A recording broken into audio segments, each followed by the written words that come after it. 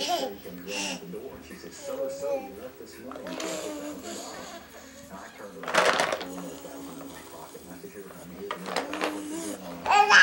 And you know, you get a kick out of it. Melvin Rhodes used his Powerball winnings to be a hometown Santa Claus, sponsoring scholarships, donating the playground, and also helping folks, like this grateful owner of a tow truck company. This right here, I mean, you can't ask for a better person than Melvin Rhodes.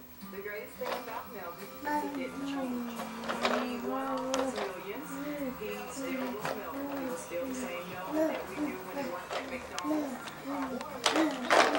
The biggest record here in Madison County. So he said, let's go look at it. So we went and looked at it. He said, that's what you want? I said, yeah. He said, okay, it's yours. Take it home. Oh, I think the world of it. He's found boy, yeah. And he's traveling hard and he's traveling. My grandkids as well as he loves to know, and he just has a ball when we come around, and it's just like a big one big happy family.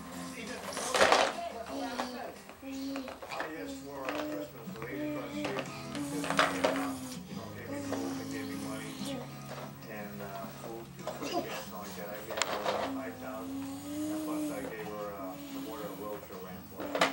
Some money for a lady that was going blind. She had a baby that was 18 months old, and she'd never seen a baby. And I got this operation, and I was there the first time she saw a baby. And I tell you something, $60,000 is a lot of money.